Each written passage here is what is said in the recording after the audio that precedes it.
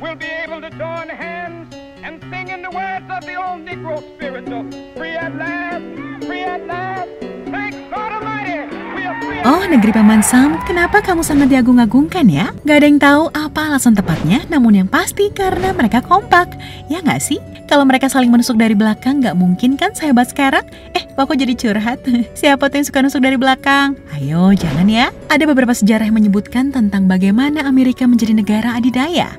Tapi ini beberapa yang aku bisa sampaikan. Dan oh ya, maaf ya geng, harus sedikit pelajaran sejarah. Sebelum kamu menuduh ini, tuh mending subscribe dan like-nya dulu ya.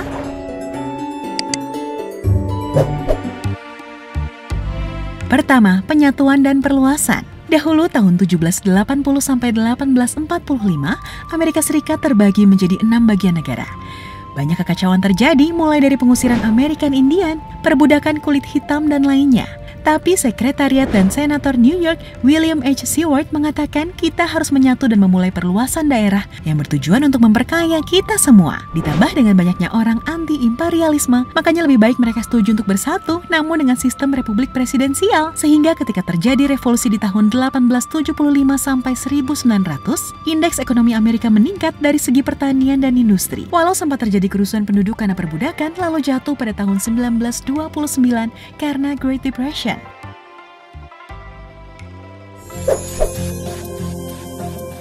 Kedua, tidak terlibat perang dunia di awal. Karena umumnya penduduk Amerika Serikat banyak yang sebetulnya bukan penduduk asli alias imigran yang dari Skotlandia, Irlandia, Kanada, dan lainnya, banyak dari mereka yang menolak ikut berperang. Karena banyak negara yang ekonominya anjlok jika ikut berperang di awal-awal atau bahkan memulai peperangan. Pintarnya Amerika Serikat, mereka nggak terlibat perang secara langsung, melainkan membantu dalam peminjaman dana untuk negara-negara yang berperang.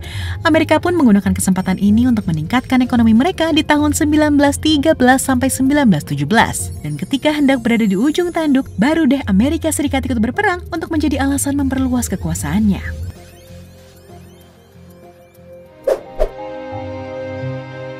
Ketiga, menjadi penyetok perlengkapan perang. Secara prosedur, Amerika Serikat nggak diperbolehkan untuk memperjualbelikan senjata kepada pihak yang berperang. Bahkan ada beberapa teori yang mengatakan bahwa ketika Perang Dunia Pertama, Amerika memperjualbelikan senjata kepada pihak Axis dan Alliance tanpa persetujuan Kongres. Walau masih menjadi misteri alias konspirasi, ada beberapa oknum yang mengakui penjualan senjata kepada militan-militan kecil ketika perang berkecamuk. Hal ini yang juga menjadikan Amerika kaya dan mempermiskin negara lain.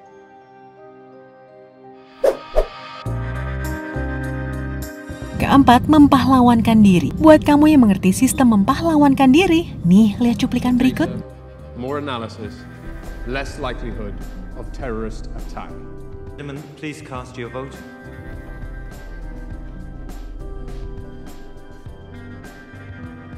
The vote is 8-1 in favor. However, as you know, we cannot proceed unless by unanimous vote. I think that you ought to see this. I'm just going to need your help.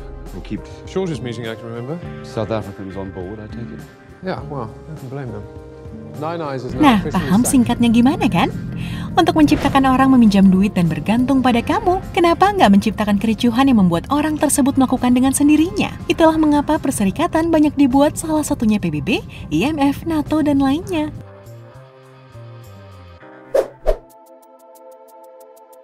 Kelima, visi dan ambisi. Pemerintahan Amerika memiliki banyak lika-liku yang nggak dapat diungkap dan selalu menjadi misteri. Entah bagaimana, mereka pun ternyata memiliki visi dan ambisi yang kuat. Salah satunya tertulis pada uang dolar mereka, yaitu Novus Ordo Seclorum, yang berarti New Order of the Age, yang dalam bahasa Indonesia berarti tuntunan dunia baru. Visi ini kemudian menjadikan Amerika disangkut pautkan dengan konspirasi Illuminati. Tapi ya, siapa yang tahu kebenarannya? Bagaimanapun, Amerika Serikat kini udah menjadi negara yang kaya melintang dan banyak negara yang terlibat hutang dengannya.